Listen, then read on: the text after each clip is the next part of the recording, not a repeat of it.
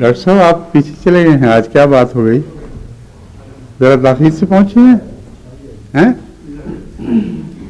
آپ یہاں مستقل آپ نے اللہ بنا لی ہے، اس لیے یہیں رہ گئے ہیں بے شک.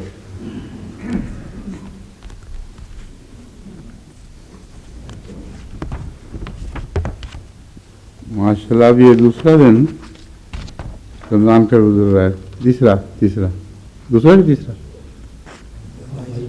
22 ہے نا؟ دوسرا جی. اعتکاف والوں کے لحاظ سے تیسرا ہے، مگر ویسے آخری ہفتے کا دوسرا دن گزر رہا ہے. جب یہاں پہنچتے ہیں تو بہت تیزی آ جاتی ہے رمضان کی گزرنے میں، سوائے مرتکفین کے. ان کے بعض دفعہ گھٹنے جواب دے جاتے ہیں، اس لیے آہستہ گزرنے لگ جاتا ہے رمضان. کوئی ایسا تو نہیں اس دفعہ جو خراٹوں کی وجہ سے اور کسی وجہ سے باقی متقفین کی میں مخل ہو رہا ہو؟ ہاں ٹھیک ہے. شاکر ہم نے کافی تجربے سے چن کے الگ کیے ہیں وہ لوگ جن کے اعتکاف کی وجہ سے باقیوں کا اعتکاف ضائع ہو جاتا تھا.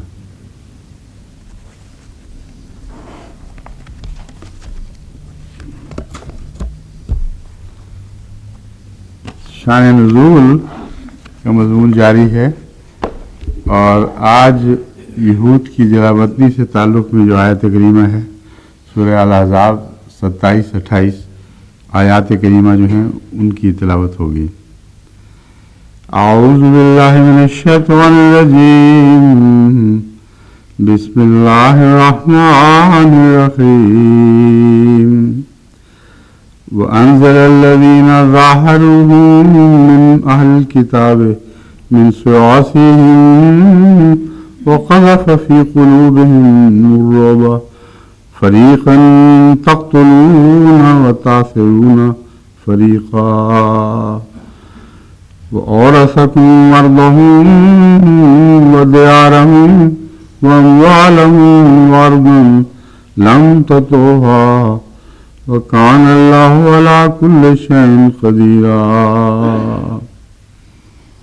یہ سورہ احزاب کی 27 اور 28 آیات ہیں، اور اس میں ان مشرکین حملہ آور مشرکین کی مدد کرنے والے یہودی قبیلے کا ذکر ہے کہ کس طرح انہوں نے عہد شکنی کی رسول اللہ صلی اللہ علیہ وآلہ وسلم سے اور مسلمانوں سے بالعموم دھوکہ کیا، اور اس کے نتیجے میں وہ خود جو ہمیشہ ایک مصیبت بنے ہوئے تھے اور جن کا وجود وہاں مدینے کے مسلمانوں کے لیے ایک بہت آزمائش تھی، وہ کلیت میں وہاں سے نکال کے باہر کر دیے گئے. یہ ہے مضمون اس آیت کریمہ کا، اور اس کی وجہ خود وہ بن گئے جنہوں نے عہد شکنی کی تھی. اب اللہ تعالیٰ نے ان آیات میں اس ساری شان نزول کو خود بیان فرما دیا ہے کہ کس طرح یہود وہاں سے نکالے گئے. اب اس تعلق میں جو مستشرقین یا دوسرے یہودی جو الزام لگا سکتے تھے ان کے الزامات کا رستہ بند کر دیا گیا. اگرچہ اب بھی بعض دفعہ یہ لوگ بولتے ہیں اس بات پر، لیکن کئی یہود مصنفین نے بھی اس بات کا اقرار کیا ہے کہ اس معاملے میں وہ مجرم تھے اور اس بات کے مستحق تھے یا سزاوار تھے کہ ان کو نکال کے باہر کیا جاتا ہے. اب کوئی حدیث کی کتاب جو شان نزول سے تعلق رکھتی ہے یا حدیث کتاب نہ ہو، کسی کتاب میں بھی ملتی ہو جو شان نزول سے تعلق رکھتی ہے، وہ اس واقعہ کے فریم ورک کے اندر رہنی چاہیے. اگر یہ آیات نازل نہ ہوئی ہوتی تو محض احادیث میں ان واقعات کے بیان سے غیر مسلم مطمئن نہیں ہو سکتے تھے. اس کی ایک بڑی وجہ ہے جو سمجھنی چاہیے کہ قرآن کریم کے متعلق مستشرقین بھی، شدید متعصب معاندین بھی یہ بات تسلیم کرنے پر مجبور ہیں کہ جن دنوں میں قرآن اتارا جا رہا تھا ان دنوں کی تاریخ کو جب قرآن کریم رجسٹر کرتا ہے، اس کو منضبط کرتا ہے، تو وہ تاریخ لازماً سچی ہے اور وہ جھوٹی ہو ہی نہیں سکتی۔ یہ مستشرقین کا، جیسا کہ میں نے بیان کیا ہوا ہے، بہت سخت معاندین کا بھی آخری نتیجہ ہے جو انہوں نے قرآن اور تاریخ کے مطالعے سے نکالا ہے۔ وہ کہتے ہیں کہ محمد رسول اللہ صلی اللہ علیہ وآلہ وسلم پر ہر طرف سے الزامات کی بچھاڑ تھی، مشرکین کی طرف سے، یہود وغیرہ کی طرف سے، کہ وہ اپنی طرف سے باتیں گھڑ لیتے ہو، اور وہ واقعات جو آنکھوں کے سامنے گزر رہے تھے اگر ویسے نہ گزرتے تو سب مسلمانوں جو مسلمان ہو چکے تھے انہوں نے بھی چھوڑ کے بھاگ جانا تھا۔ کہ اس طرح قرآن نازل ہو رہا ہے، ہماری آنکھوں کے سامنے واقعہ اور طرح سے ہو رہا ہے اور قرآن اور طرح سے بیان کر رہا ہے، یہ تو ہو ہی نہیں سکتا۔ تو ان آیات کی روشنی میں قطعیت سے ثابت ہے کہ واقعات اسی طرح ہوئے ہیں، اور ان کا ذکر اس وجہ سے اس شہادت کو تقویت دینے کے لیے ضروری تھا۔ اور اب جو شان نزول کی احادیث ہیں ان سے یہ بات واضح ہو جائے گی کہ اس وجہ سے یہ آیات نازل نہیں ہوئی، بلکہ ان واقعات کو ریکارڈ کرنے کے لیے یہ آیات نازل ہوئی ہیں۔ صاف ظاہر ہے کہ یہ واقعات گزر چکے تھے، یہ مدینے کی تاریخ کا حصہ بن رہے تھے۔ اس وقت جب یہ آیات نازل ہوئی ہیں تو انہوں نے ان کی صحیح صورتحال کو منضبط کر لیا ہے اور تاریخ کا حصہ بنا دیا ہے۔ لیکن اس کے ساتھ ہی اس میں ایک دائمی سبق بھی ہے، اور وہ یہ ہے کہ خدا تعالیٰ نے مومنوں سے جو وعدے کیے ہوئے تھے وہ پرانے وعدے تھے، انہوں نے اپنی آنکھوں کے سامنے ان کو اس طرح پورے ہوتے دیکھا کہ ان کو کوئی بہانہ بنانے کی ضرورت پیش نہیں آئی۔ رسول اللہ صلی اللہ علیہ وسلم کو اپنے عہد پر قائم رہنے کی توفیق عطا فرمائی، اور اس عہد کے نتیجے میں ایک مصیبت پالی گئی تھی، ان معنوں میں کہ رسول اللہ تو اپنے عہد کے سچے تھے اور وہ حسن سلوک فرما رہے تھے جو یہود سے ہونا چاہیے تھا، مگر دشمنوں نے اندرونی طور پر باطن میں عہد شکنی کر کے مسلمانوں کے لیے ایک مصیبت کھڑی کر دی تھی۔ اس سے رسول اللہ صلی اللہ علیہ وسلم کو نکالنے کا کیا طریق تھا؟ یہ آیت اصل میں اس بات پر روشنی ڈال رہی ہے کہ اللہ اس طرح حضرت صلی اللہ علیہ وآلہ وسلم کا خیال رکھتا تھا اور آپ کے عہدوں کا پاسبان تھا کہ ادنا بھی عہد سے روگردانی کے بغیر وہ مسائل جو ان عہدوں سے متعلق تھے وہ اللہ نے خود حد فرما دیے۔ یہ ایک بہت عظیم نشان ہے رسول اللہ صلی اللہ علیہ وآلہ وسلم اور قرآن کریم کی صداقت کا۔ اور پھر وہ اورثکم ارضہم و دیارہم، اب مدینے پر جو غیروں کا حملہ تھا، سارے احزاب کا حملہ تھا، اس کا مقصد کیا تھا؟ اس کا مقصد تھا کلیتاً ان کو اپنی جائیدادوں اور اپنی ملکیتوں سے محروم کر دیا جائے اور سر چھپانے کی کوئی جگہ نہ رہے، پاؤں رکھنے کی کوئی جگہ نہ ملے، یہ مقصد تھا۔ یہ آیت بتا رہی ہے کہ اس مقصد کے بالکل برعکس نتیجہ ظاہر کیا گیا۔ اب اس میں اگر خدا کا ہاتھ کسی کو دکھائی نہیں دیتا تو اس کو وہ اندھا ہے، اس کو اپنے ادراک کا علاج کرنا چاہیے۔ بین ہی اپوزٹ نتیجہ ہے، وہ اورثکم ارضہم و دیارہم، تمہاری زمینیں تنگ کرنے کی بجائے، تمہاری جائیدادیں محدود کرنے کی بجائے اللہ تعالیٰ نے تمہارے لیے ایسا انتظام فرما دیا کہ اسی حملے کے نتیجے میں اس کا برعکس نتیجہ نکلا، اور اس کی بڑی شدید ضرورت تھی۔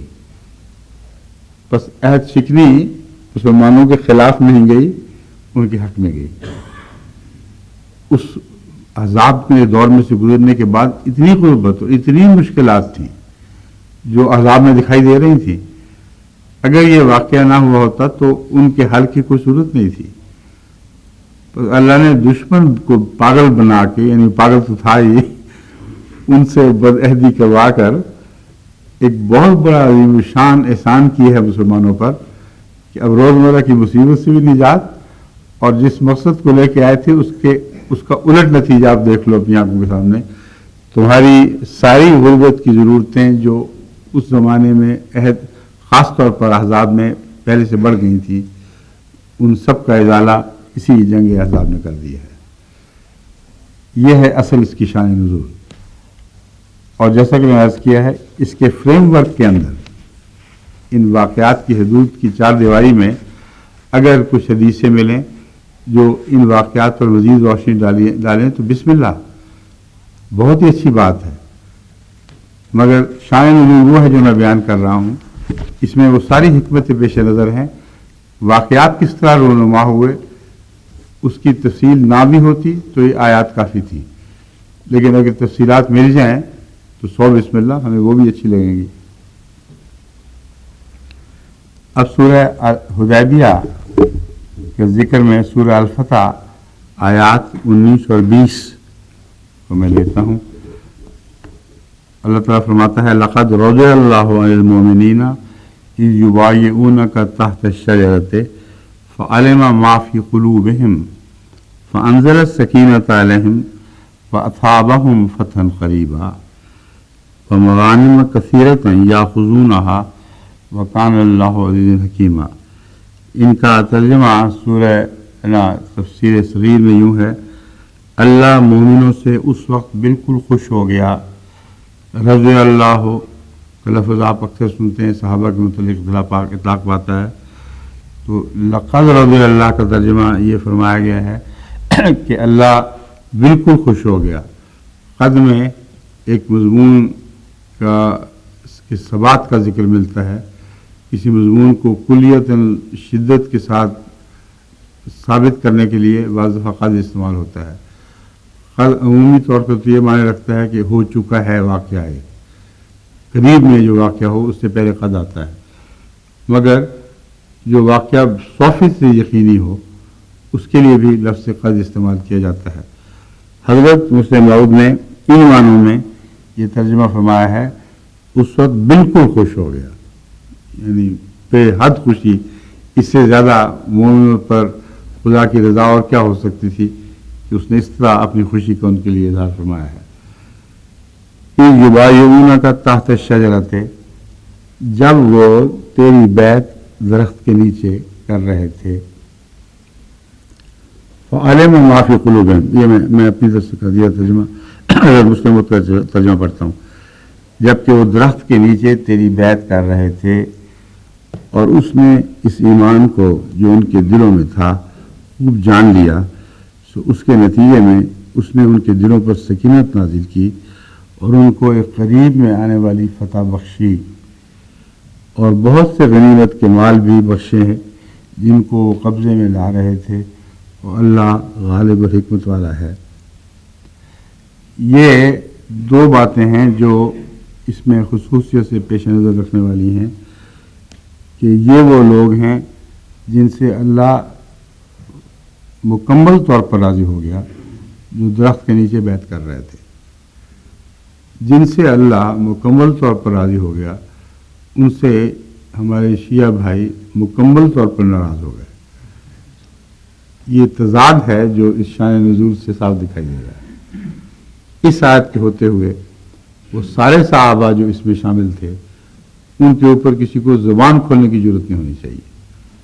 اگر زبان کھولے گا تو جس طرح وہ ان سے ناراض ہوگا اللہ ان سے ناراض ہوگا، کیونکہ خدا تعالیٰ نے ان کی حفاظت فرما دی ہے اور آئندہ کے لیے بھی ان کو خوشخبریاں دی ہیں. بس ایسے لوگ جو صلح حدیبیہ میں درخت کے نیچے بیعت کر رہے تھے ان کے خلاف کسی قسم کی کوئی روایت قبول نہیں ہوگی جو اس آیت کے اس شان نزول کے خلاف ہے جو آیت خود پیش کر رہی ہے. فَأَنزَلَ السَّكِينَةَ عَلَيْهِمْ وَأَصَابَهُمْ فَتْحًا قَرِيبًا. یہ فتح قریب کون سی ہے جس کا ان کو وعدہ دیا گیا ہے؟ جی ہاں فتح مکہ. اس فتح قریب کا وعدہ پورا ہونے تک کوئی بھی ایسی بات نہیں ہے جو خدا تعالیٰ کی سزا کے خلاف ہو. یہ نقطہ ہے جو میں آپ کے سامنے کھولنا چاہتا ہوں. اس سے پہلے انہوں نے دوسری جنگوں کی باتیں کی ہیں، احد کی باتیں کی ہیں، بدر کی باتیں کی ہیں، نعوذ باللہ من ذالک۔ انہی صحابہ کو ان جنگوں کے حوالے سے زخمی کرنے کی کوشش کی گئی ہے اور بکثرت لٹریچر ضائع کیا گیا، منہ کالا کر دیا اپنے لٹریچر کا، ان صحابہ کے عیب تلاش کرنے اور ان جنگوں کے حوالے سے ثابت کرنے میں کہ نعوذ باللہ من ذالک ان سے اللہ تعالیٰ ناراض تھا، اور اگر پہلے کبھی اچھے کام کیے بھی تھے تو ان جنگوں کی آزمائش نے، خصوصاً جنگ احد کی آزمائش نے ان صحابہ کو خدا کی نظر میں کلیتاً رد کر دیا۔ یہ خلاصہ ہے شیعہ لٹریچر کا، اور یہ آیت کریمہ اتنا حصہ اس لیے کافی ہے کہ اس کو کلیتاً ہمیشہ کے لیے رد کر دے، کیونکہ صرف اس وقت خدا ان سے راضی نہیں ہوا، بلکہ راضی ہونے کے نتیجے میں ایک وعدہ کیا ہے، اور جب تک وہ وعدہ پورا نہیں ہوا یہ لوگ خدا کی رضا کے تابع تھے۔ جن سے خدا ناراض تھا ان کے حق میں وہ خوشخبری نہیں ہے، ان کے حق میں خوشخبری ہے جن سے خدا راضی تھا، اور وہ یہ ہے اصابہم فتحا قریبا۔ اس فتح مکہ تک تو قطعاً ثابت ہو گیا کہ شیعوں کے اعتراضات بالکل جھوٹے اور بے معنی ہیں، اور فتح مکہ میں ان سے اپنی پوری رضا ظاہر کرنے کے بعد باقی پھر کون سی چیز رہ جاتی ہے جس کے بعد اللہ تعالیٰ ان سے ناراض ہوا ہو؟ ناراضگی کا مضمون ہی اٹھ جاتا ہے۔ ناراضگی کی بنا بہت پہلے ڈالی گئی ہے شیعوں کی طرف سے، جب فتح مکہ ہو گئی تو پھر ناراضگی کی بنا کا کون سا موقع رہ گیا؟ ایک حضرت علی کی وراثت کا مسئلہ تھا، اس کو چابی والی بات نے حل کر دیا کہ حضرت علی سے چابی لے کر کسی اور کے سپرد کر دی گئی، تو فتح مکہ نے سارے شیعہ مسائل حل کر دیے۔ اس لیے یہ جو میں شان نزول قرآن کریم کی بیان کر رہا ہوں اس میں گہری حکمتیں ہیں، یہ قرآن کریم ہی کی طرف سے قرآن کریم کی آیات کے نزول کی وجوہات بیان فرمائی گئی ہیں۔ وَمَغَانِمَ كَثِيرَةً يَأْخُذُونَهَا وَكَانَ اللَّهُ عَزِيزًا حَكِيمًا۔ اور اس سلسلے میں جو یہ اعتراض کیے جاتے ہیں کہ حضرت علی رضی اللہ تعالیٰ عنہ اور حضرت فاطمہ رضی اللہ تعالیٰ عنہ کی حقوق غصب کر دیے گئے، اور وہ مغانم جن کا حصہ بڑا حصہ ان کو ملنا چاہیے تھا رسول اللہ کے ورثے کے طور پہ، وہ ان کو نہیں دیا گیا، صحابہ نے بانٹ لیے۔ یہ آیت کیا کہتی ہے؟ اللہ نے وہ مغانم عطا کیے اور سب صحابہ کو عطا کیے، وہ جو بیعت میں شامل تھے کم سے کم وہ، اور اس کے علاوہ ان کے ساتھی اور ان جیسے۔ وَمَغَانِمَ كَثِيرَةً يَأْخُذُونَهَا وَكَانَ اللَّهُ عَزِيزًا حَكِيمًا۔ کثرت سے ان کو مغانم عطا کیے کرے گا یعنی خدا، اور یہ عطا کر دیے گئے۔ وَكَانَ اللَّهُ عَزِيزًا حَكِيمًا، اور اللہ تعالیٰ بہت عزت والا غلبہ رکھنے والا اور حکیم ہے۔ سورہ الممتحنہ 13 آیت میں عورتوں کی بیعت اور اس کے الفاظ کا ذکر ہے۔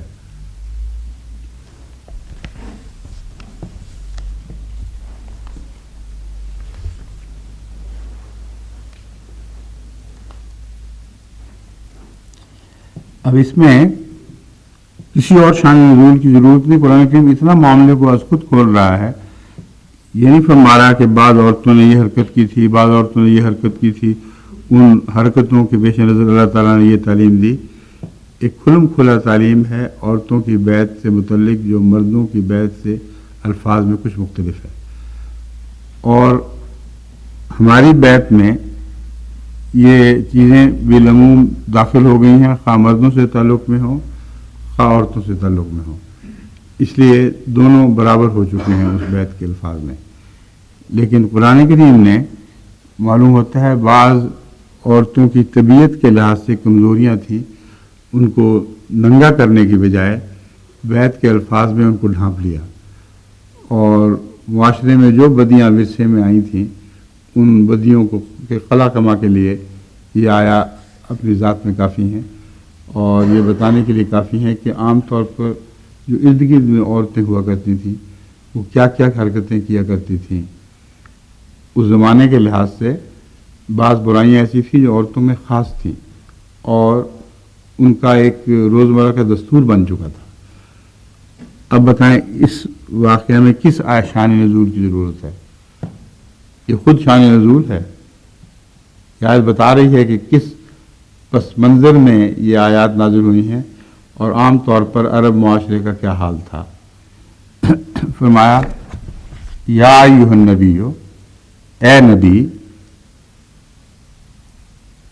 ایھا النبی جب مخاطب یوں اللہ تعالیٰ فرماتا ہے ایھا النبی تو خصوصیت کے ساتھ رسول اللہ صلی اللہ علیہ وسلم کو خطاب ہوا کرتا ہے. اذا جاءک المؤمنات یباینک علی اللہ تشرکن باللہ شیئا، جب مومن عورتیں تیرے پاس آئیں، یباینک علی اللہ تشرکن، یہاں جب مومن عورتیں آئیں اور تیری بیعت کریں، اس سے کیا مراد ہے؟ مومن تو بنی ہی تب جب وہ ایمان لے آئیں اور بیعت کی، اور اللہ تعالیٰ فرما رہا ہے یباینک علی، اس بات پر بیعت کریں. تو مومن عورتوں کی اس کیفیت کی طرف اشارہ ہے جو بیعت پر تیاری سے پہلے ذہنی طور پر ایمان کی کیفیت ہوا کرتی ہے. یہ مراد نہیں کہ روزمرہ کی مومن عورتیں جب آئیں، بلکہ مراد یہ ہے کہ اگر عورتوں میں سے بعض ارادہ کریں، دل میں ایمان لے آئیں اور فیصلہ کر لیں کہ اب ہم نے بیعت کر لینی ہے، تو جب وہ بیعت کرنے کے لیے آئیں تو ان کی بیعت قبول کیا کر، اور ان کے الفاظ یہ ہونے چاہیے الا اللہ یشرکن باللہ شیئا، کہ وہ ہرگز کسی صورت میں بھی اللہ کا شرک نہیں کریں گی، کسی چیز کے ذریعے بھی ایک ذرہ بھر بھی اللہ کا شرک نہیں کریں گی. ولا یسرقن، اور نہ چوری کریں گی. ولا یزنین، اور نہ زنا کریں گی. ولا یقتلن اولادہن، اور نہ اپنی اولاد کو قتل کریں گی.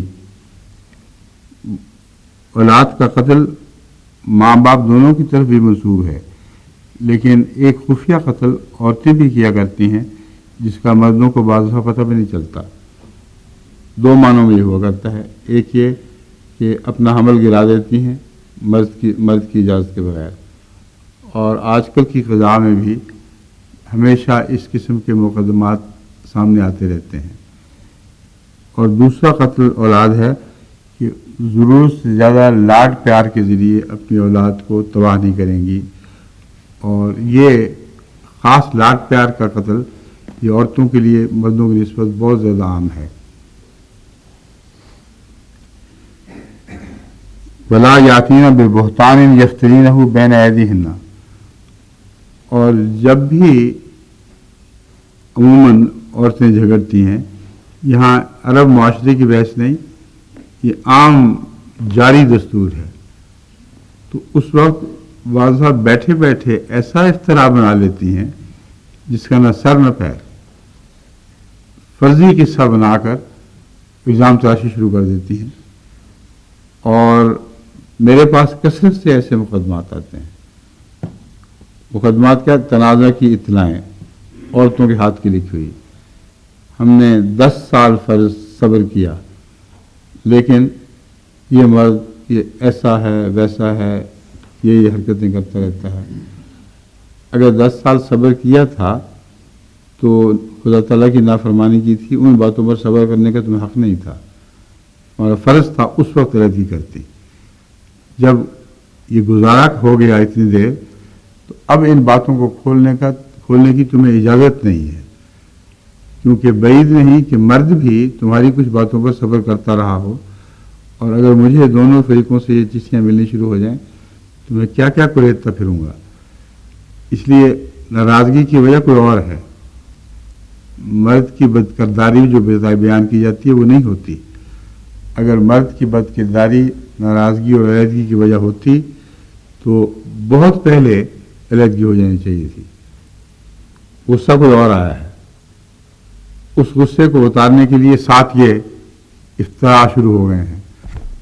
اور جب تحقیق ہوتی ہے تو بعض دفعہ واقعتاً بعض باتیں کم سے کم کلیتاً اس طرح نکلتی ہیں، اور آئے دن عورتوں کی طرف سے یہ خط ملتے ہیں کہ ہم تسلیم کرتی ہیں کہ ہم سے غلطی ہو گئی تھی، ہم نے غصے میں آ کر زیادہ باتیں بیان کر دی تھیں جو حقیقت سے بڑی ہوئی اور مبالغہ آمیز تھیں۔ تو یہ عورتوں کو کسی غصے کی ضرورت نہیں، وہ جانتی ہیں۔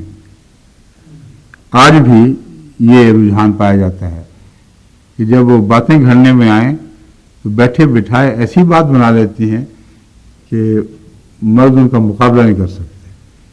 یہ ایک میدان ہے جس میں عورتوں اور مردوں کی برابری کا سوال نہیں پیدا ہوتا، عورتیں لازماً مردوں سے آگے بڑھ جاتی ہیں۔ بین ایدیہن و ارجلہن، کیسا عمدہ نقشہ کھینچا گیا ہے، ہاتھ پاؤں سامنے ہیں اور بیٹھے ہوئے باتیں گھڑ رہی ہیں۔ ولا یاسینک فی معروف، اور معروف میں تیری نافرمانی نہیں کریں گی۔ معروف کے متعلق بعض لوگ اعتراض کرتے ہیں کہ ہمارے خدا مندی کے عہد میں بھی، انصار وغیرہ کے عہد میں لفظ معروف ہے، اور بیت میں بھی اب معروف کے لفظ ہیں نا؟ نہیں، شرائط بیت میں تو ہیں، بیت کے الفاظ معروف لفظ آتا ہے اور شرائط بیت میں معروف داخل ہے۔ معروف سے مراد یہ نہیں ہے کہ صرف عام باتوں میں جو عرف عام میں اچھی ہوں ان میں تیری نافرمانی کریں گی، باقی سب باتوں میں کریں گی۔ نافرمانی جو شریعت کے احکام کے تابع ہو وہ تو سراسر فسق و فجور ہے اور ظاہراً منع ہے، اور نعوذ باللہ من ذالک یہ ہو ہی نہیں سکتا کہ رسول اللہ صلی اللہ علیہ وسلم کو شریعت کا حکم دیں اور اس کے لیے کسی مزید عہد کی بھی ضرورت ہو۔ وہ اہل بیت کے آغاز میں اس نیت میں داخل ہے کہ میں مسلمان ہوتا ہوں یا مسلمان ہوتی ہوں، تمام شریعت نافذ ہو جاتی ہے اس وقت۔ پھر معروف کا کیا مطلب ہوا؟ مراد یہ ہے کہ شریعت سے بڑھ کر روزمرہ کے امور میں عرف عام میں اچھے سمجھے جاتے ہیں لیکن واضح طور پر شریعت کے احکام میں داخل نہیں ہیں، ان میں بھی نافرمانی کی اجازت نہیں ہے۔ یہ عہد کرو، یہ نہ بتاؤ کہ نکالو آیات اور دکھاؤ کن کن خدا تعالیٰ کی آیات یا منشا کے مطابق یہ حکم دیا گیا ہے، اس بحث میں نہیں پڑو گے۔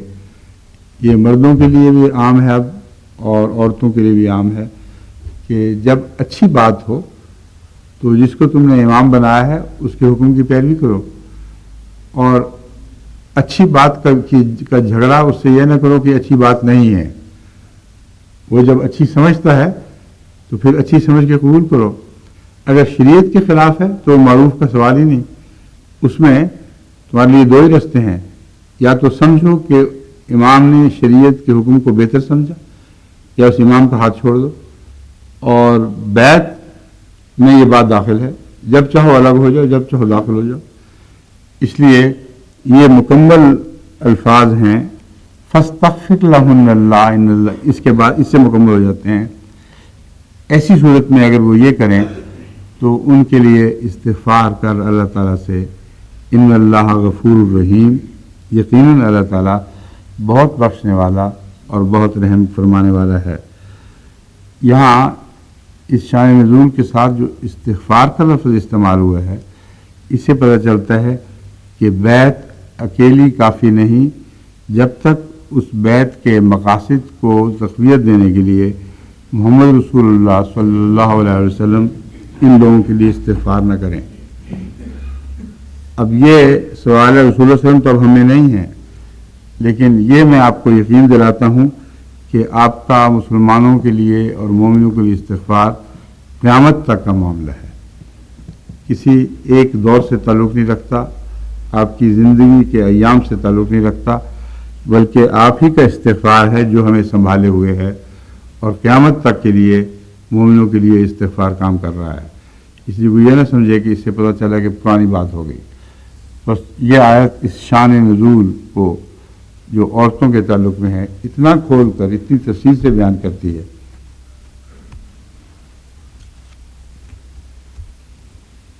میرے والی بات ہے ویسے؟ اچھا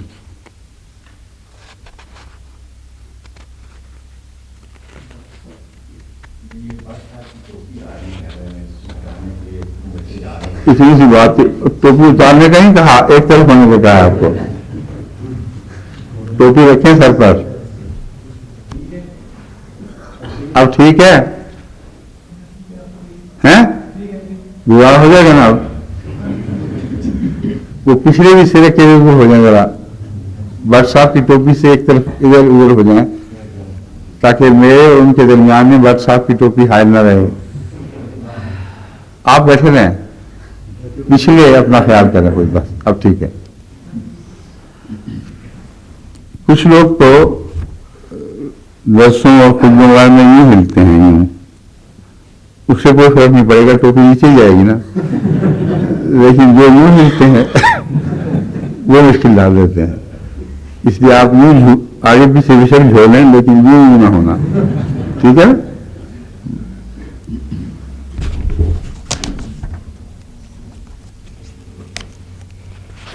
سورہ ممتحنہ آیت 13. اب شان نزول کو اس زمانے کی عورتوں سے ماننا ظاہر ہے کہ بالکل غلط ہے.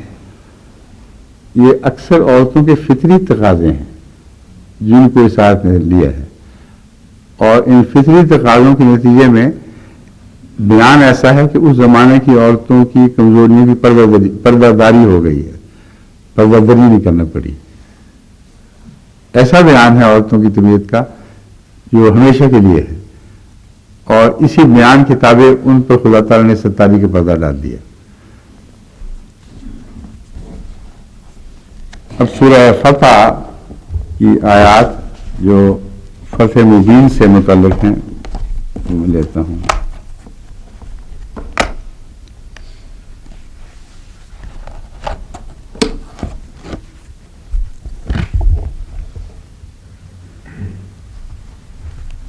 اب ضمناً اس منہ کی خشکی سے متعلق ایک میں اعلان کر دینا چاہتا ہوں. میں نے اجازت دے دی تھی عورتوں نے جو صدری نسخے بھیجی جائیں اور میں استعمال کرتا رہوں گا، اور اب جتنے امکانی طور پر صدری نسخوں کا استعمال ہو سکتا تھا وہ میں سب کر چکا ہوں، اور ایک ذرہ بھی ان کا فائدہ نہیں ہوا. بعض صورتوں میں مشکل پڑی ہے، اور ایسی خشکی ان نسخوں نے عطا کی کہ جو میری گراموں کے بس میں نہیں تھی. تو آج سے میں نے یہ توبہ کر لی ہے کہ رمضان کے باقی دن یہ بہت مہربان خواتین جو صدری نسخے بھیجنے کی ماہر ہوتی ہیں وہ اب مجھ پر یہ احسان بند کر دیں. اب رمضان کے آخری دنوں پر احسان کریں اور میری ذات کے احسان سے ان آخری دنوں کو نقصان نہ پہنچے. تو اب آپ بھیجیں گی نہیں تو میں بالکل استعمال نہیں کرنے. اس لیے بہتر ہے کہ اپنے ٹیپ بچائیں اور اب نسخے بھیجیں بند. کافی میں نے رعایت کی آپ لوگوں کی، تھوڑی نہیں کی. اس لیے یہ شکوے کہ آپ نے ہمارا نہیں استعمال کیا، ہمارا نسخہ نہیں استعمال کیا، اب یہ سارے شکوے بند ہو جائیں گے. کئی لوگوں کے خط ڈاکنے ہوں گے، ان کو میں معاف کرتا ہوں. یہ بعض ہونے والی باتیں نہیں ہے. یہ عورتوں کی طبیعت کے لحاظ سے مجھے خیال آیا کہ یہ داخل نہیں ہے، مگر معروف کا حکم دے رہا ہوں میں. اس لیے اس معروف کے حکم میں مجھے اختیار ہے اور ان کو ماننا پڑے گا. سمجھ گئے ڈاکٹر صاحب؟ میں کیوں ایک بات سے اچھل کی دوسری طرف جاتا ہوں، اس کی وجہ بیان کر رہا ہوں. لفظ معروف نے توجہ دلائی کہ یہ کچھ بھی ہو رہا ہے، میں اس کو اس وقت بیان کر دوں. اِنَّا فَتَحْنَا لَكَ فَتْحًا مُبِينًا لِيَغْفِرَ لَكَ اللَّهُ مَا تَقَدَّمَ مِن ذَنبِكَ وَمَا تَأَخَّرَ وَيُتِمَّ نِعْمَتَهُ عَلَيْكَ وَيَهْدِيَكَ صِرَاطًا مُسْتَقِيمًا وَيَنصُرَكَ اللَّهُ نَصْرًا عَزِيزًا هُوَ الَّذِي أَنزَلَ السَّكِينَةَ فِي قُلُوبِ الْمُؤْمِنِينَ لِيَزْدَادُوا إِيمَانًا مَعَ إِيمَانِهِمْ وَلِلَّهِ جُنُودُ السَّمَاوَاتِ وَالْأَرْضِ وَكَانَ اللَّهُ عَلِيمًا حَكِيمًا يدخل المؤمنين والمؤمنات جنات تجري من تحتها الانهار خالدين فيها ويكفر عنهم سيئاتهم. اب تک جو जहाँ तक اس اچھا پہلے ترجمہ کروں پھر میں بعد میں بتاؤں گا ایک دلچسپ لطیف بات. وَكَانَ ذَلِكَ عِندَ اللَّهِ فَوْزًا عَظِيمًا وَيُعَذِّبَ الْمُنَافِقِينَ وَالْمُنَافِقَاتِ وَالْمُشْرِكِينَ وَالْمُشْرِكَاتِ الضَّانِّينَ بِاللَّهِ ظَنَّ السَّوْءِ عَلَيْهِمْ دَائِرَةُ السَّوْءِ وَغَضِبَ اللَّهُ عَلَيْهِمْ وَلَعَنَهُمْ وَأَعَدَّ لَهُمْ جَهَنَّمَ وَسَاءَتْ مَصِيرًا. اس میں جو لفظی ترجمہ ہے وہ یہ ہے ہم نے تجھ کو ایک کھلی کھلی فتح عطا فرمائی بخشی لکھا ہوا ہے جس کا نتیجہ یہ ہوگا کہ اللہ تیرے متعلق کیے گئے وہ گناہ بھی جو پہلے گزر چکے ہیں ڈھانک دے گا اور جو اب تک ہوئے نہیں ان کو بھی اسی زمرے میں شمار کرے گا کہ گویا وہ کچھ بھی نہیں رہے. لیکن آئندہ ہونے کا امکان ہے, یہ مسلم موت نے بریکٹ میں لکھا ہوا ہے, آئندہ ہونے کا امکان ہے. یہ مسلم موت کا ایک قضیہ ہے کیوں آئندہ کے ذریعے کیوں تری بات کی گئی ہے. لیکن یہاں میرے نزدیک احتمال نہیں ہے, صرف ایک فرضی احتمال ہے. حضرت مسلم موت نعوذ باللہ من ذالک یہ نہیں کہہ رہے تھے کہ رسول اللہ صلی اللہ علیہ وسلم گناہ سے زد ہو سکتے تھے آئندہ. آپ صرف ایک منطقی بحث اٹھا رہے ہیں کہ اس آیت میں آئندہ کا ذکر اس لیے ہے کہ منطقی طور پر کون جانتا ہے کہ آئندہ کیا ہوگا, اللہ جانتا ہے اور وہ آئندہ کی نفی فرما رہا ہے. اور تجھ پر اپنی نعمت پوری کرے گا اور تجھے سیدھا رستہ دکھائے گا اور اللہ تیری شاندار مدد کرے گا. یہ تو اللہ کا تعلق ہے, اللہ اور رسول کا معاملہ ہے کہ یہ بیان کرنا مقصود ہے کہ رسول اللہ صلی اللہ علیہ وآلہ وسلم کا حج اس شان سے قبول ہوا ہے کہ کبھی دنیا میں کسی کا حج اس شان سے نہ قبول ہوا نہ آئندہ ہو سکتا ہے. حج کے متعلق سب دنیا جانتی ہے کہ پہلے گناہ بخشے جاتے ہیں, لیکن حج کے بعد جو گناہ ہوں ان کی بخشش کا کوئی وعدہ نہیں ہوا کرتا, لازم نہیں ہوا کرتا. لیکن رسول اللہ صلی اللہ علیہ وسلم کا حج اس شان سے قبول ہوا ہے کہ گو امکانی بحث پوری ہے آئندہ گناہوں کی. لیکن اگر فرض کرو آئندہ کوئی گناہ ہو بھی جاتا تو خدا تعالیٰ کے نزدیک وہ حج جو ظاہری رسوم کے لحاظ سے ادا نہیں کیا گیا اس حج کی قبولیت کا یہ حال ہے کہ پچھلے گناہ بھی معاف اور اگلے گناہ بھی معاف, یعنی ساری زندگی کو ایک تحفظ حاصل ہو گیا خدا تعالیٰ کی طرف سے. بس یہ آیت رسول اللہ صلی اللہ علیہ وآلہ وسلم کی شان میں ایک ایسا عظیم نقطہ بیان فرما رہی ہے جس کے لیے ہمیں کسی شان نزول کی حدیث کے حوالے کی ضرورت نہیں ہے. اب مومنوں کا حال سنیں. هو الذی انزل السکینہ فی قلوب المؤمنین, یہ المومنین وہ سارے مومن ہیں جو ساتھ شامل تھے, ان کی بھی ایک حفاظت کا وعدہ فرمایا گیا ہے. یہ خیال کہ ان میں سے نکل کے منافق بنتے تھے یہ سراسر بہتان ہے اور اس آیت کریمہ کے اوپر ایک افتراء ہے. هو الذی انزل السکینہ فی قلوب المؤمنین, وہ لوگ جو بیعت رضوان کرنے والے تھے ان کے دلوں پر سکونت اتری تھی کہ نہیں اتری تھی؟ کیا ان میں سے منافقین نے بننا تھا جن کو خدا تعالیٰ نے درخت کے نیچے سکینت عطا فرمائی؟ اس کا ذکر فرماتے ہوئے اللہ فرماتا ہے وَلِلَّهِ جُنُودُ السَّمَاوَاتِ وَالْأَرْضِ وَكَانَ اللَّهُ عَلِيمًا حَكِيمًا, اللہ کے جنود ہیں آسمانوں اور زمین میں, یعنی جو فرشتے اترتے تھے وہ خدا کے وہ جنود فرشتے ہیں جو نازل ہوا کرتے ہیں اللہ تعالیٰ کے فرمان کے مطابق اور یہ سکینت اتارتے ہیں. بس جو سکینت ان کے دلوں پر اتری یہ اللہ تعالیٰ نے جنود بھیجے تھے جن کو آپ نہیں دیکھتے اور اس کی تفصیل دوسری آیات میں موجود ہے.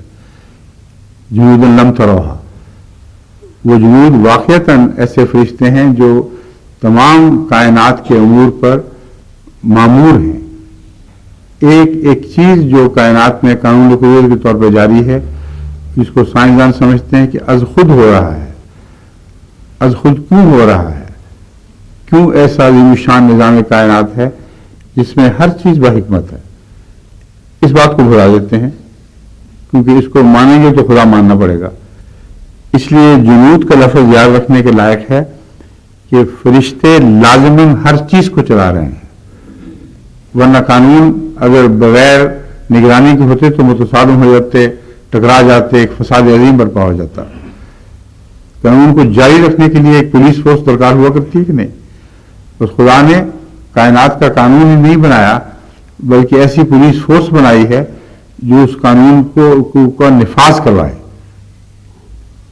سوائے اس چیز کے کہ خدا نے وہاں خود اجازت دی ہو کہ چاہو تو اس کی پابندی کرو، چاہو تو نہ کرو۔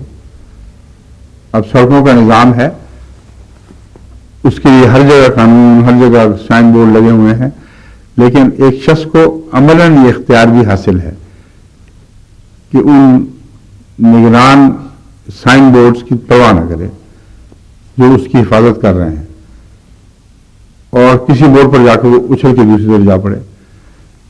تو قانون کی نافرمانی سے مراد وہاں نافرمانی ہے جہاں اختیار ہے،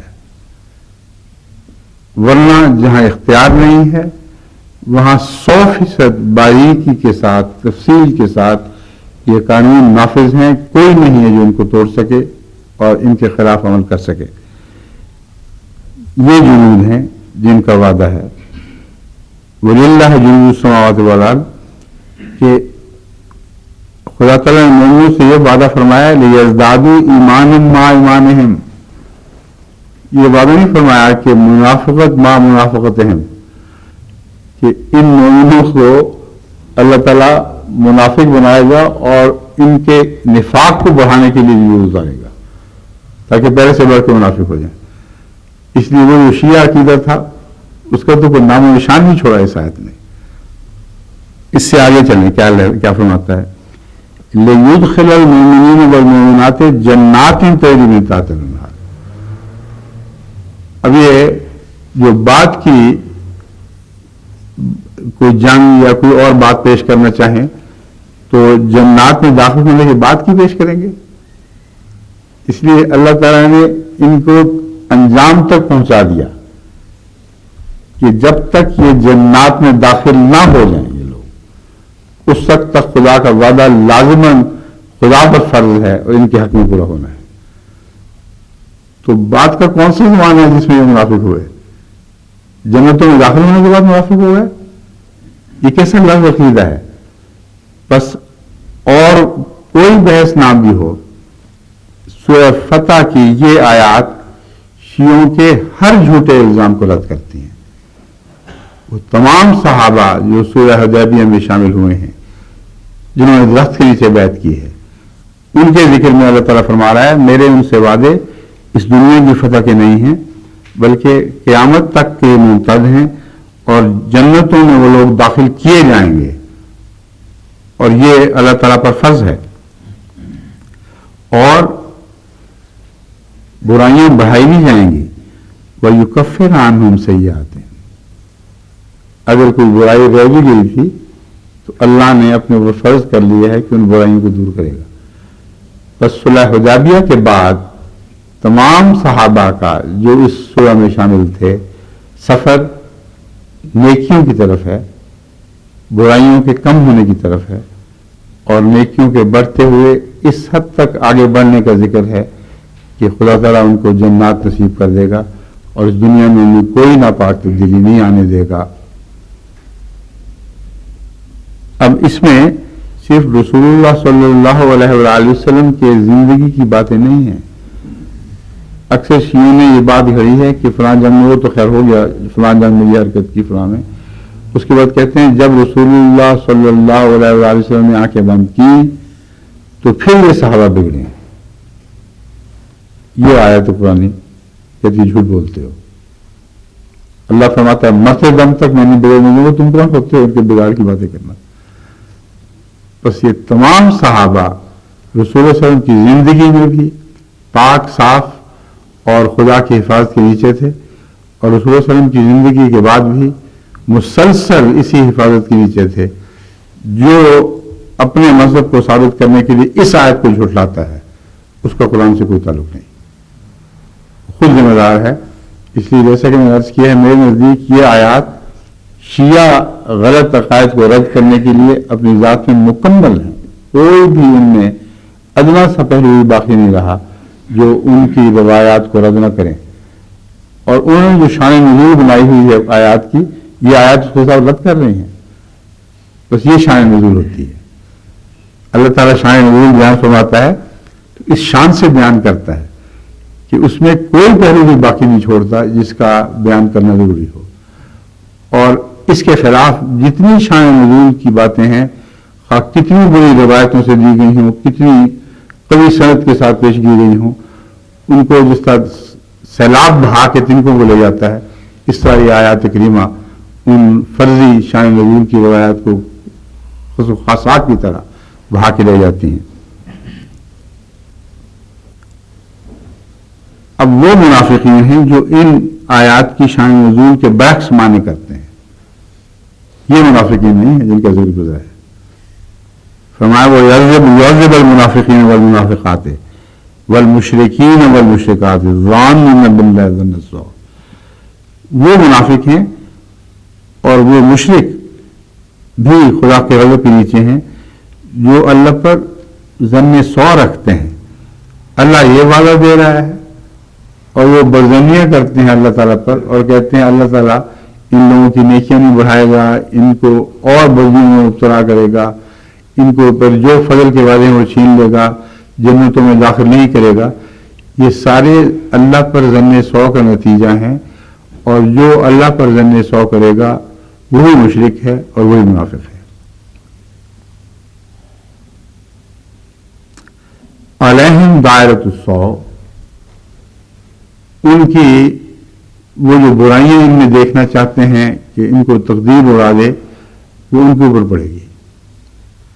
اور مسلمانوں کا، ان مسلمانوں کا ایک ایسا روشن مستقبل دیکھیں گے کہ ان کے کوسنے، ان کی بددعائیں، ان کا یہ کہ اللہ ان کو عذاب ڈالے، یہ ساری باتوں کو دیکھنے سے یہ لوگ معلوم رہ جائیں گے. اور محمد رسول اللہ کے سچے غلام جن میں ابو بکر بھی تھے، صدیق، عمر، فاروق رضی اللہ تعالیٰ عنہ بھی تھے جو شہیدوں میں شمار ہوئے، اور حضرت عثمان جن کے متعلق میں نے ایک روایت بیان کی تھی کہ وہ صدیقوں میں بھی ہیں اور شہیدوں میں بھی ہیں، اور حضرت علی چوتھے خلیفہ. ان چاروں کے تعلق میں اور ان کے ساتھیوں کے تعلق میں یہ آیات قطعیت رکھتی ہیں.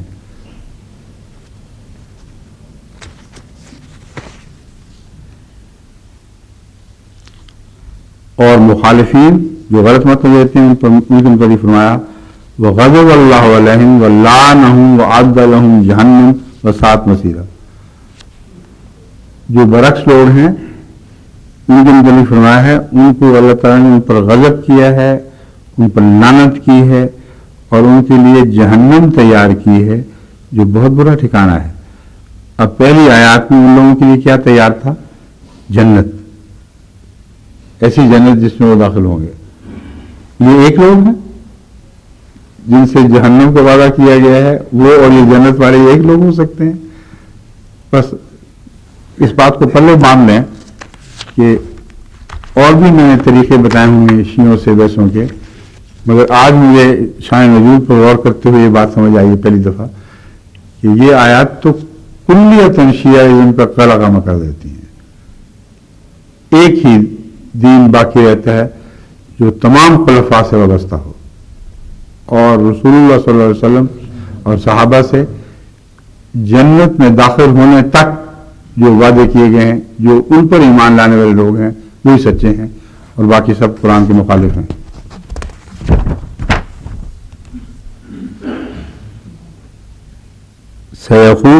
یقول لك المخلفون من الاعراب شغلتنا اموالنا واهلنا فاستغفر لنا يقولون بألسنتهم ما ليس في قلوبهم قل فمن يملك لكم من الله شيئا ان اراد بكم ضرا او اراد بكم نفعا بل كان الله بما تعملون خبيرا.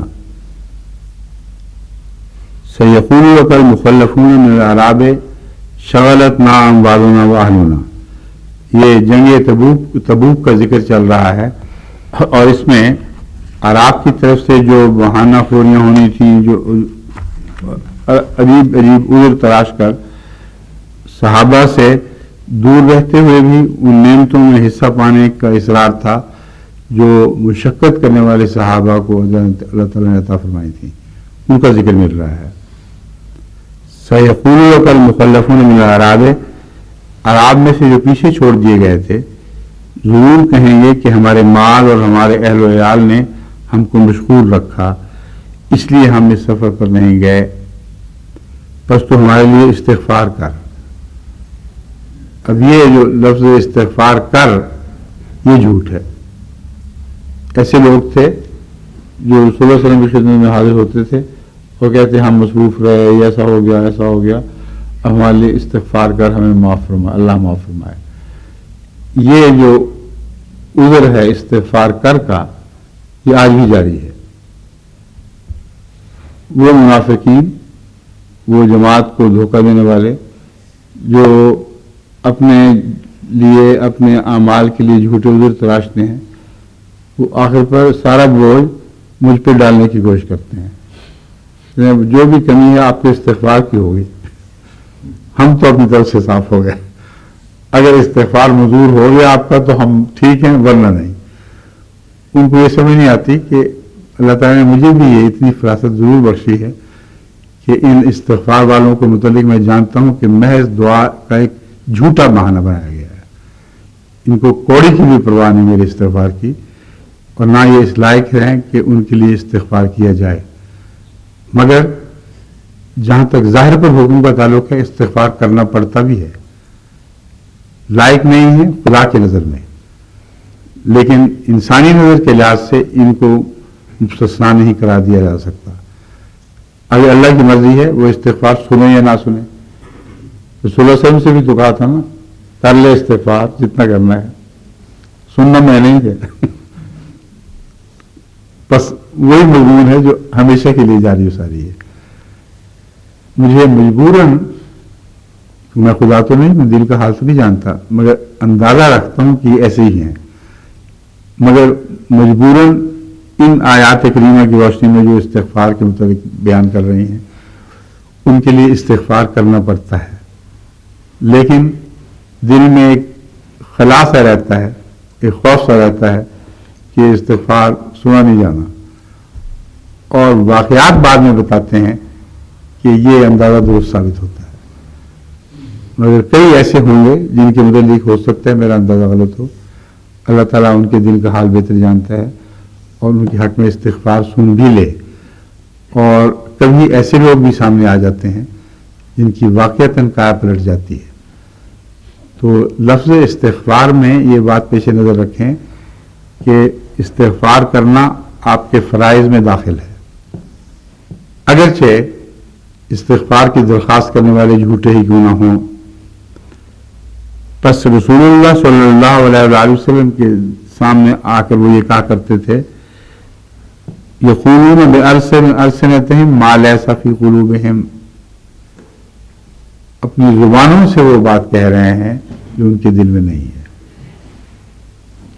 قل فمن یملک لکم من اللہ شیئا ان اراد بکم ضرا. تو استغفار کے متعلق تو رسول اللہ صلی اللہ علیہ وسلم کا یہی طریق تھا کہ آپ کرتے تھے، گناہگاروں اور منافقین کے سردار کے لیے بھی کرتے تھے. لیکن فرمایا ان کو یہ مطلع ضرور کر دے کہ اللہ سے تمہیں کون سی چیز بچائے گی اگر وہ تمہارے لیے ضر کا، نقصان کا ارادہ کر لے. او ارادہ بکم نفع، یا اللہ اگر تم میں سے کسی کو نفع پہنچانا چاہے تو اسے کوئی روک بھی نہیں سکتا. بس یہ یاد رکھو کہ فیصلہ اللہ نے کرنا ہے. اگر تم نفع کے لائق اس کی نظر میں ٹھہرے تو کوئی دنیا کی طاقت اس نفع کی راہ میں حائل نہیں ہو سکتی. اور اگر جیسا کہ ظاہر ہے تمہارے دل میں نفاق ہے تو خدا تعالیٰ کے ضر سے جو تمہیں پہنچے گا اس سے تمہیں کوئی بچا نہیں سکے گا.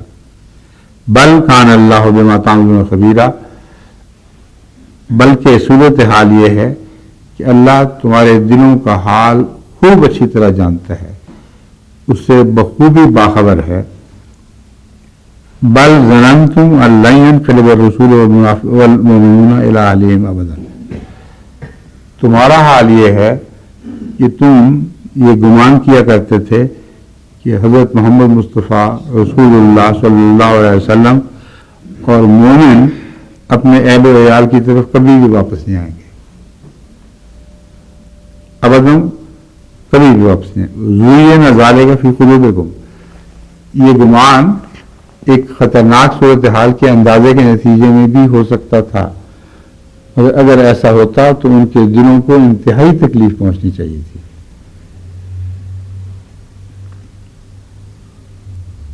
لیکن زُیِّنَ ذَلِکَ فِی قُلُوبِکُم، ان لوگوں کو اپنے دلوں کو پہچاننے کے لیے خدا تعالیٰ نے کتنی وضاحت سے نفسیاتی کیفیات کو بیان فرمایا ہے۔ محض اس اعلان پر اکتفا نہیں کی کہ تم جھوٹ بول رہے ہو، تم یہ کر رہے ہو، فرمایا یاد کر لو، اپنے دلوں کو اچھی طرح دیکھ لو۔ تمہیں جب یہ خیال گزرا تھا کہ جنگ تبوک کا سفر اتنا خطرناک ہے کہ اس سے رسول اللہ صلی اللہ علیہ وسلم اور آپ کے صحابہ لوٹ نہیں سکتے، تو تمہارے دل میں تو غم کی آگ لگ جانی چاہیے تھی، ناقابل برداشت حال ہو جاتا کہ رسول اللہ صلی اللہ علیہ وسلم دوبارہ نہیں دیکھ سکیں گے۔ لیکن اے وقتوں تم خوش ہوتے تھے اس بات سے، یہ خیال تمہارے دل میں زینت بنا دیا گیا اور تمہیں بہت اچھا لگتا تھا کہ اب کبھی نہیں آئیں گے اور ہمیشہ کے لیے ہمیں ان سے چھٹکارا ہو گیا۔ یہ آیت کریمہ قطعیت کے ساتھ ان لوگوں پر ان کا حل کھول رہی ہے۔ وَظَنَنْتُمْ ظَنَّ السَّوْءِ وَكُنْتُمْ قَوْمًا بُورًا، اور تم نے ایک بدظنی سے کام لیا۔ ظن سو سے مراد عام بدظنی نہیں بلکہ خدا کے حق میں بھی بدظنی کی، لوگوں کے حق میں بھی بدظنی کی، اور یہ ظن اپنی ذات میں انتہائی قریب منظر تھا، قریب تھا کہ رسول اللہ صلی اللہ علیہ وسلم واپس نہیں آئیں گے۔ وَكُنْتُمْ قَوْمًا بُورًا، اور تم ہلاک ہونے والے لوگوں میں شامل ہو گئے ہو۔ اب یہ جو ظن والی بات ہے ایک جہاد میں مصروف لوگوں کے متعلق، یہ بات آج کل بھی کبھی کبھی دکھائی دیتی ہے، اور یہ شان نزول ایسی ہے جس پر غور کریں گے تو آج کل کی بعض برائیوں کو دور کرنے میں مدد ملے گی۔ تمام عالم میں ایک تبلیغی جہاد ہو رہا ہے، اور اس جہاد کی کامیابی کی خبریں جب بھی مومن سنتے ہیں وہ خوش ہوتے ہیں، اور وہ لوگ جو خود محروم ہیں اس جہاد سے اور وہ ظن سو رکھتے ہیں کہ مومنوں سے غلطیاں ہوں گی، ان کو مار پڑے گی، یہ ہوگا وہ ہوگا، اگر کسی جگہ اس جہاد کے نتیجے میں جہاد کے بعد کہیں کمزوریوں کی اطلاع ملے کہ نئے داخل ہونے والوں میں یہ بھی کمزوریاں ہیں، یہ بھی کمزوریاں ہیں، تو اپنے دلوں کو ٹٹول کے دیکھ لیں، اگر ان کو دکھ پہنچتا ہے تو یہ سچے مومن ہیں۔ اگر وہ خوش ہوتے ہیں، دیکھا نا ہم کہتے تھے نا یہ فضول باتیں ہیں، تو وہ جھوٹے اور منافق ہیں، اور یہ آیت ان کو رد کر رہی ہے۔ اب ایسی اطلاعیں پہلے زیادہ ملا کرتی تھیں، بہت زیادہ نہیں مگر کہیں کہیں ملتی تھیں، اور منافق پہچانے جاتے تھے۔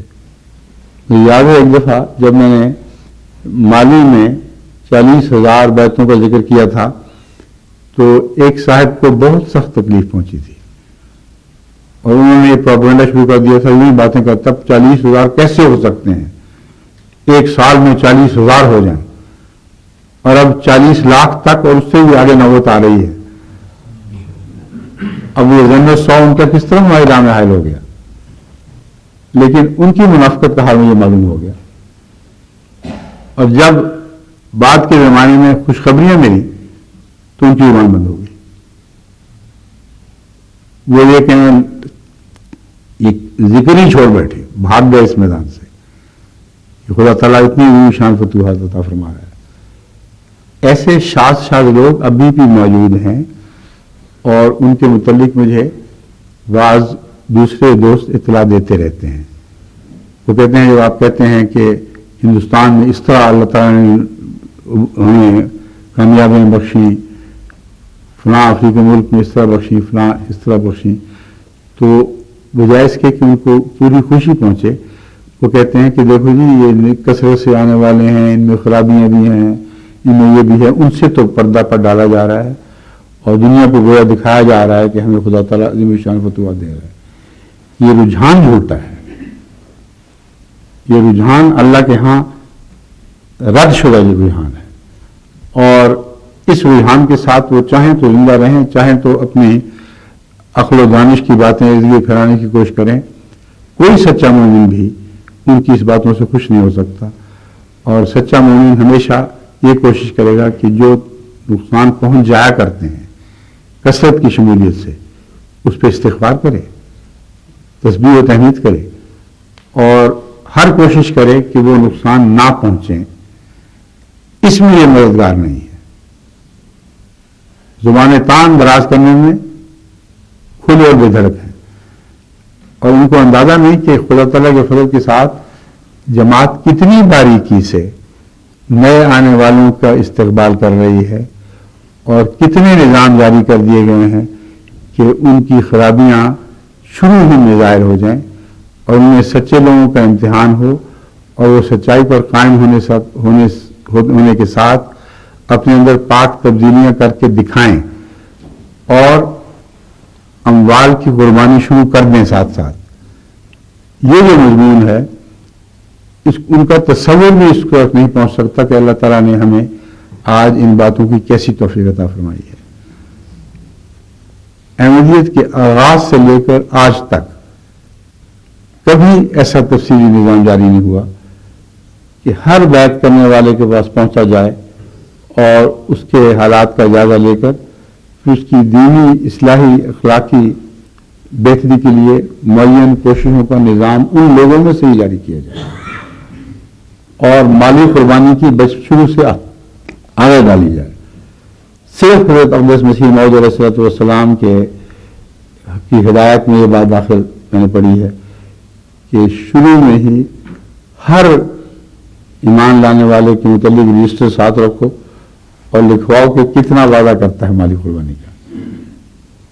اس کے بعد یہ چیز بھول گئی اور نظر انداز ہو گئی، اور کثرت سے احمدی جو واپس گئے ہیں اپنی پہلی حالتوں کی طرف وہ اس نظام کے نہ ہونے کی وجہ سے تھے۔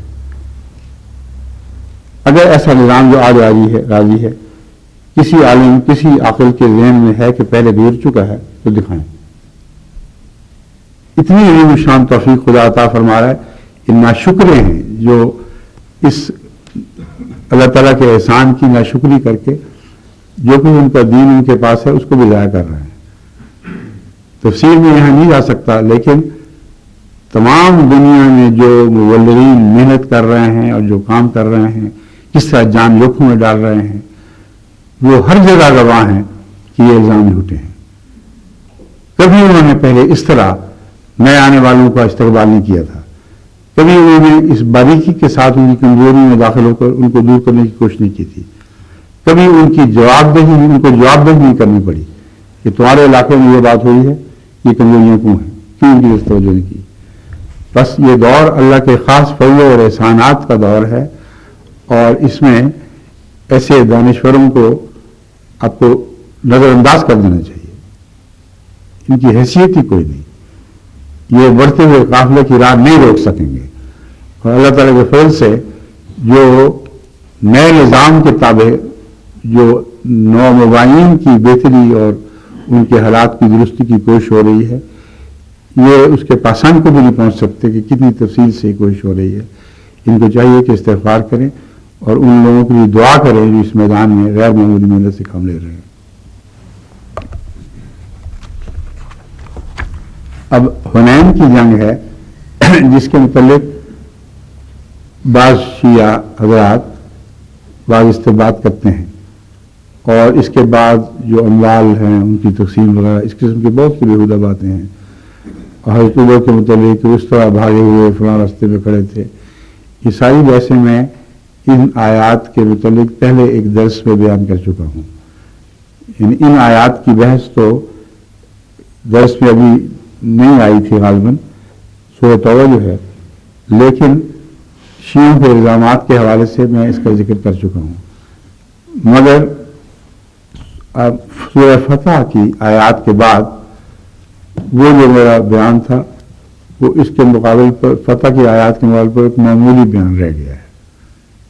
جس شان کے ساتھ جنت میں داخل ہونے تک اللہ تعالیٰ نے مومنوں کی حفاظت فرمائی ہے، اس کے بعد وہ باتیں علمی باتیں ہیں، مگر اس سے زیادہ اتنی بڑی اہمیت نہیں جتنی سورہ فتح کو آیات کو حاصل ہے. یہاں سورہ توبہ آیت 25 میں ہے لقد نصرکم اللہ فی مواطن کثیرۃ ویوم حنین اذ اعجبتکم کثرتکم فلم تغن عنکم شیئا وضاقت علیکم الارض بما رحبت ثم ولیتم مدبرین. اللہ نے بہت سے مواقع پر تمہاری مدد کی ہے.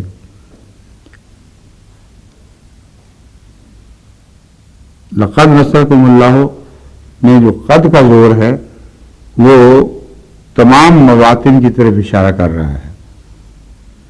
یعنی صرف میرے نزدیک یہ مطلب کافی نہیں کہ بہت سے مواطن میں مدد کی ہے. مراد یہ معلوم ہوتی ہے کہ ہر موقع پر جہاں مدد کی ضرورت تھی لازماً اللہ نے مدد کی ہے، ورنہ ایک بھی استثناء مانا جائے تو تعجب ہوگا کہ کیوں خدا نے اس موقع پر مدد نہیں فرمائی. اور اس پہلو سے جب اسلامی تاریخ کا آپ مطالعہ کریں تو ہر موقع پر جہاں ابتلا پیش آیا ہے لازماً اللہ تعالیٰ کی مدد کے آثار آپ دیکھ سکتے ہیں. اور ایک بھی واقعہ ایسا نہیں جہاں مسلمانوں کو خدا کی مدد کے بغیر فتح نصیب ہو. بس ہر موقع پر اللہ کی مدد شامل حال رہی ہے. یہ خیال جنگ حنین کے وقت وقتی طور پر پیدا ہوا اور یہی وجہ بنی ہے اس آیت کے نزول کی. بعض نئے آنے والے جو کثرت سے اسلام میں داخل ہوئے ان کو یہ خیال گزرا کہ پہلے تو فتوحات ہوا کرتی تھی، مدد کی ضرورت پڑتی تھی، اب ہم آ گئے ہیں، کثرت کے ساتھ ہم شامل ہو گئے ہیں، اب دشمن کی کیا حیثیت ہے، اب دیکھنا ہمارے ہاتھوں ان کو کیسا زخم پہنچے گا. اس بات کو رد کرنے کے لیے آیت اتری ہے، یہ اس کی شان نزول ہے. اللہ تعالیٰ نے فرمایا یہ بات ہے تو دیکھ لو. اپنی کثرت پر ظلم کرنے والے، اس کو کافی سمجھنے والے اقلیت کے خلاف، یہ نہ بھولنا کہ اقلیت کو غلبہ اس لیے ہوا کرتا تھا کہ اللہ تعالیٰ دیتا تھا، لیکن اگر حالات کو اسی طرح چھوڑ دیا جاتا تو اقلیت کو مغلوب ہو جانا چاہیے تھا.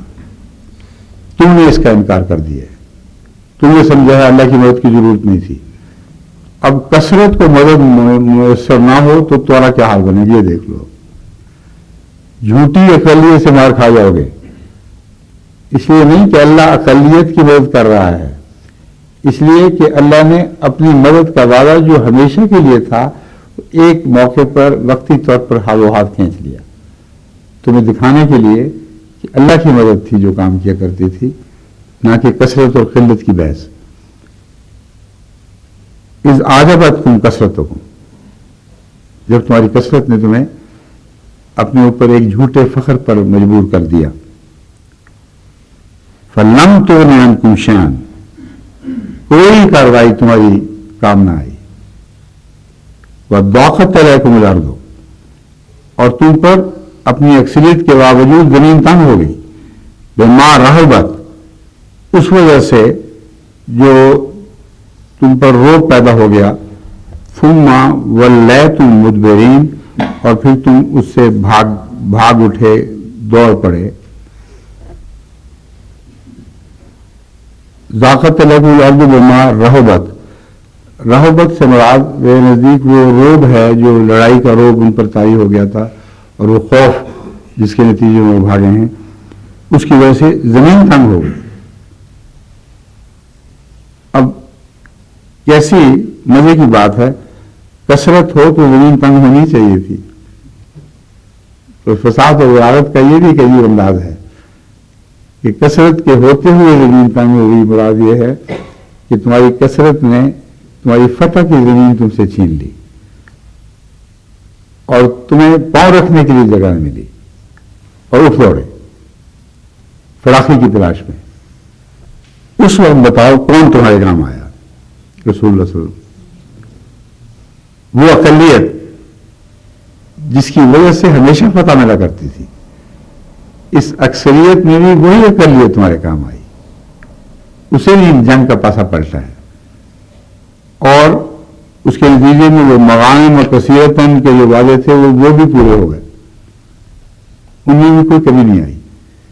तो ये शान नुज़ूल है।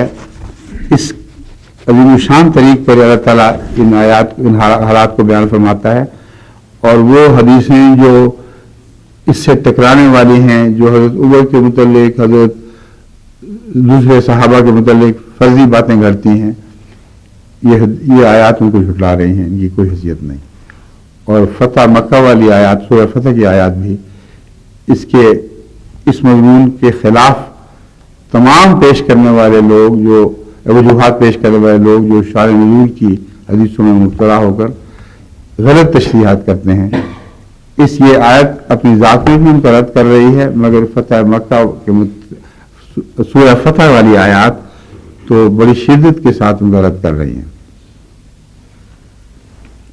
सूरह अल-बक़रा 154, 158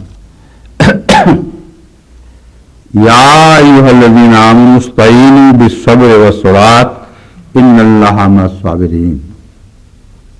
ए लोगो जो ईमान लाए हो, इस्तईनू बिस्सब्रि वस्सलात, सब्र के जरिए और नमाज के जरिए अल्लाह ताला की मदद चाहो।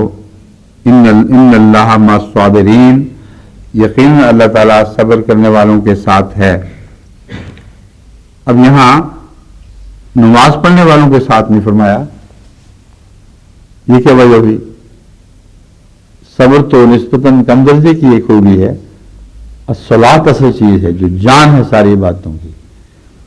ये क्यों नहीं फरमाया कि अल्लाह ताला नमाज पढ़ने वालों के साथ है? डॉक्टर साहब कुछ ध्यान में आ रहा है कि नहीं?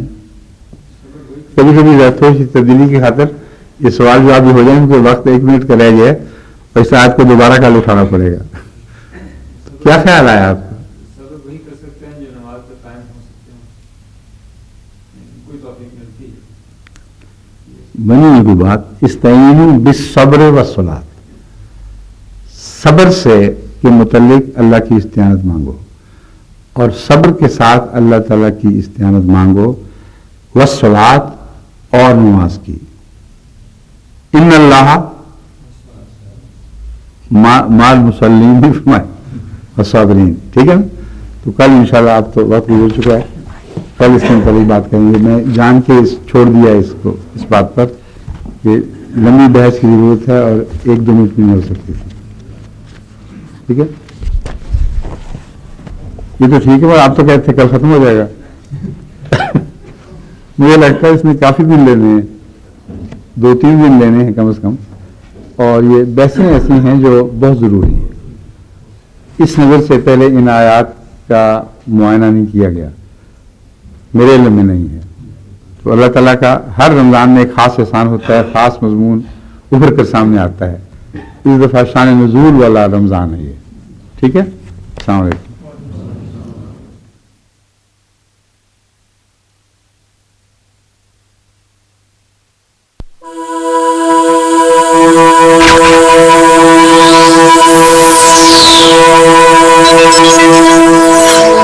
MTA International, reaching the corners of the earth.